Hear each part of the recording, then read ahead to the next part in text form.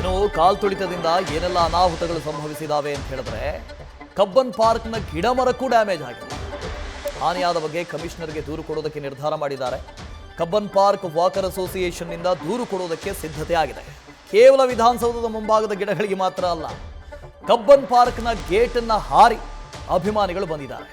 ಇದರಿಂದ ಸಾಕಷ್ಟು ಮರಗಳಿಗೆ ಹಾನಿಯಾಗಿದೆ ಅಂತ ದೂರಿನಲ್ಲಿ ಉಲ್ಲೇಖ ಮಾಡಿ ದೂರು ಕೊಡೋದಕ್ಕೆ ತಯಾರಿ ಮಾಡಿಕೊಳ್ತಾ ಇದ್ದಾರೆ. ಕೇವಲ ವಿಧಾನಸೌಧ ಮಾತ್ರ ಅಲ್ಲ, ವಿಧಾನಸೌಧದ ಮುಂಭಾಗ ಅಂತೂ ಬಿಟ್ಬಿಡಿ, ಚಿಂದಿ ಚಿತ್ರಾನ್ನ ಆಗಿಬಿಟ್ಟಿದೆ. ಇನ್ನೊಂದು ಕಡೆ ಹೈಕೋರ್ಟ್ನ ಛಾವಣಿಗಳ ಮೇಲೂ ಕೂಡ ಹತ್ತಿದ್ದು, ಅದು ಬಿಟ್ಟು ಹಾಕಿ ಚಿನ್ನಸ್ವಾಮಿ ಮೈದಾನದ ಮೇಲ್ಛಾವಣಿಯಲ್ಲಿ ಒಂದು 4 ಜನ ಇದ್ದು ಇಂಪ್ಯಾಕ್ಟ್ ಪ್ಲೇಯರ್ಸ್. ಇನ್ನು ಕಬ್ಬನ್ ಪಾರ್ಕನ್ನು ಬಿಡ್ತಾರಾ? ಈ ಕಬ್ಬನ್ ಪಾರ್ಕ್ನ ಕಥೆ ನೋಡಿ, ಅಲ್ಲಿದ್ದಂಥ ಗಿಡ ಮರಗಳಿಗೂ ಕೂಡ ಡ್ಯಾಮೇಜ್ ಮಾಡಿದ್ದಾರೆ. ಆ ಗೇಟ್ಗಳನ್ನು ಒದ್ದು ಮೊರೆದು ಅದನ್ನು ಹಾರಿ ಅದನ್ನು ವಿರೂಪಗೊಳಿಸಿದ್ದಾರೆ. ಸೊ ಇದಕ್ಕೆ ಸಂಬಂಧಪಟ್ಟ ಹಾಗೆ ಒಂದು ಕಂಪ್ಲೇಂಟ್ ಕೊಡೋದಕ್ಕೂ ಕೂಡ ಈಗ ಮುಂದಾಗಿದ್ದಾರೆ ಕಬ್ಬನ್ ಪಾರ್ಕ್ ವಾಕರ್ಸ್ ಅಸೋಸಿಯೇಷನ್ ಅವರು. ವಿಧಾನಸೌಧ ಹೈಕೋರ್ಟ್ನ ಮುಂಭಾಗದಲ್ಲಿ ಭಾರೀ ಸಂಖ್ಯೆಯಲ್ಲಿ ಜನ ಸೇರಿದರು. ಹೈಕೋರ್ಟ್ನ ಬ್ಯಾರಿಕೇಡ್ಗಳನ್ನು ತುಳಿದು ಹಾಕಿದರು, ನೆಟ್ಟಂಥ ಗಿಡಗಳನ್ನು ಕಿತ್ತು ಹಾಕಿಬಿಟ್ಟಿದ್ರು, ಆರ್ನಮೆಂಟ್ಗಳು ಪ್ಲ್ಯಾಂಟ್ಸ್ಗಳು ಅದನ್ನೆಲ್ಲವನ್ನು ವಿರೂಪಗೊಳಿಸಿದ್ದಾರೆ. ಜೊತೆಗೆ ಏನೋ ಸ್ಟ್ಯಾಚ್ಯೂಗಳನ್ನು ಹಾಕಿದಾರಲ್ಲ, ಕೆಲವು ಸ್ಟ್ಯಾಚ್ಯೂಗಳನ್ನು ಕೂಡ ಧ್ವಂಸ ಮಾಡಿದ್ದಾರೆ, ಅಂದರೆ ಅದಕ್ಕೆ ಡ್ಯಾಮೇಜ್ ತಂದಿದ್ದಾರೆ. ಇನ್ನು ಕೇವಲ ವಿಧಾನಸೌಧದ ಮುಂಭಾಗದ ಗಿಡಗಳು ಮಾತ್ರ ಅಲ್ಲ, ಕಬ್ಬನ್ ಪಾರ್ಕ್ನಲ್ಲೂ ಕೂಡ ಇಷ್ಟೆಲ್ಲ ಹಾನಿ ಮಾಡಿದ್ದಾರೆ.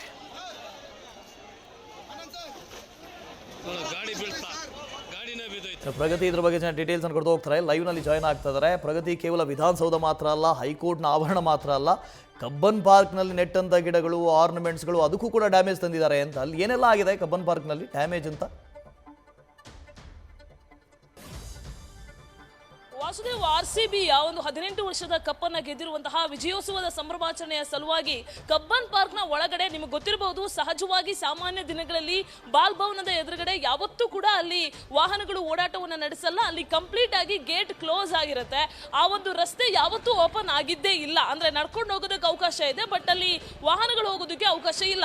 ಆದ್ರೆ ಈ ಸಲ RCB ಆ ಒಂದು ಪ್ಲೇಯರ್ಸ್ ಎಲ್ಲ ಇರುವಂತಹ ಬಸ್ ಏನಿರುತ್ತೆ, ಆ ಬಸ್ಸು ಅದೇ ಬಾಲ್ ಭವನದ ಮಾರ್ಗವಾಗಿ ಬಂದಿದೆ. ಸೊ ಇವರಿಗೆ ಗೇಟ್ ಓಪನ್ ಮಾಡೋದಕ್ಕೆ ಅನುಮತಿ ಇಲ್ಲ ಅನ್ನುವಂಥದ್ದು ವಾಕರ್ಸ್ ಅಸೋಸಿಯೇಷನ್ ನ ಒಂದು ಕಂಪ್ಲೇಂಟ್. ಇನ್ನೊಂದು, ಬಸ್ ಬರ್ತಾ ಇದ್ದ ಹಾಗೆ ಜನರೆಲ್ಲ ಆ ಮಕ್ಕಳು ಆಟ ಆಡೋದಕ್ಕೆ ಇರುವಂತಹ ಜಾಗ ಅದು, ಜನರೆಲ್ಲ ಏಕಾಏಕಿ ನುಗ್ಗೋದಕ್ಕೆ ಶುರು ಮಾಡ್ತಾರೆ. ಸಾಕಷ್ಟು ಸಂಖ್ಯೆಯಲ್ಲಿ ಜನ ಆ ಭಾಗದಲ್ಲೂ ಕೂಡ ನುಗ್ಗೋದಕ್ಕೆ ಶುರು ಮಾಡಿದ್ದಾರೆ.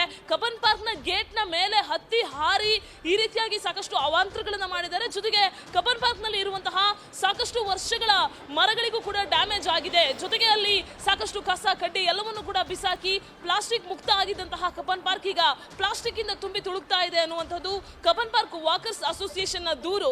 ಅದರ ಜೊತೆಗೆ ವಿಧಾನಸೌಧದ ಮುಂಭಾಗದಲ್ಲೂ ಕೂಡ ನೀವು ದೃಶ್ಯದಲ್ಲಿ ನಮ್ಮ ವಿಡಿಯೋ ಜರ್ನಲಿಸ್ಟ್ ಮಧು ಅವರು ತೋರಿಸ್ತಾ ಹೋಗ್ತಾರೆ. ವಿಧಾನಸೌಧದ ಮುಂಭಾಗದಲ್ಲೂ ಒಂದಷ್ಟು ಗಿಡಗಳನ್ನು ಕೂಡ ಹಾನಿ ಮಾಡಲಾಗಿದೆ. ಆರ್ನಮೆಂಟ್ಸ್ ಅದೇನು ಕರಿತೀವಿ ಅಂತಹ ಗಿಡಗಳನ್ನೆಲ್ಲವನ್ನು ಕೂಡ ಇಲ್ಲಿ ಹಾಳು ಮಾಡಿರುವಂತಹದ್ದು. ಜೊತೆಗೆ ಇಲ್ಲಿ ನೀವು ಗಮನಿಸ್ತಾ ಇದ್ರೆ ಒಂದಷ್ಟು ಜನ ವಾಲಂಟಿಯರ್ ಆಗಿ ಬಂದು ಅವರೇ ಸ್ವಯಂ ಪ್ರೇರಿತರಾಗಿ ಈ ಜಾಗಕ್ಕೆ ಬಂದು ಕ್ಲೀನ್ ಮಾಡ್ತಾ ಇರುವಂತಹ ದೃಶ್ಯವನ್ನು ಕೂಡ ನೀವು ಗಮನಿಸ್ತಾ ಇರಬಹುದು. ಅಂದ್ರೆ ಒಂದಷ್ಟು ಜನ ಹಾಳು ಮಾಡ್ತಾರೆ, ಇನ್ನ ಒಂದಷ್ಟು ಜನ ಅದನ್ನ ಗಮನ ಕೂಡ ಕೊಡೋದಿಲ್ಲ. ಮತ್ತೊಂದಿಷ್ಟು ಜನ ಸ್ಥಳಕ್ಕೆ ಬಂದು ತಾವೇ ಸ್ವಯಂ ಪ್ರೇರಿತರಾಗಿ ಈಗ ಎಲ್ಲವನ್ನು ಕೂಡ ಕ್ಲೀನ್ ಮಾಡ್ತಾ ಇರುವಂತಹ ಚಿತ್ರಣ ಕಾಣಸಿಗ್ತಾ ಇದೆ. ಅಂದ್ರೆ ಬಿದ್ದು ಹೋಗಿರುವಂತಹ ಕಂಬಿಗಳೆಲ್ಲವನ್ನು ಕೂಡ ಏನೋ ಅದನ್ನ ಸರಿ ಮಾಡ್ತಾ ಇರುವಂಥದ್ದು, ಜೊತೆಗೆ ಅವರೇ ಎಲ್ಲವನ್ನು ಕೂಡ ನೀಟಾಗಿ ರೆಡಿ ಮಾಡಿ ಇಡ್ತಾ ಇರುವಂತಹ ಚಿತ್ರಣ ಕೂಡ ಈ ಭಾಗದಲ್ಲಿ ಕಂಡು ಬರ್ತಾ ಇರುವಂಥದ್ದು. ಒಟ್ಟಾರೆಯಾಗಿ ಸುಟ್ಟು ಕರಕಲಾಗಿ ಹೋಗ್ಬಿಟ್ಟಿದೆ ಇಲ್ಲಿರುವಂತಹ ಎಲ್ಲಾ ಗಿಡ ಕೂಡ.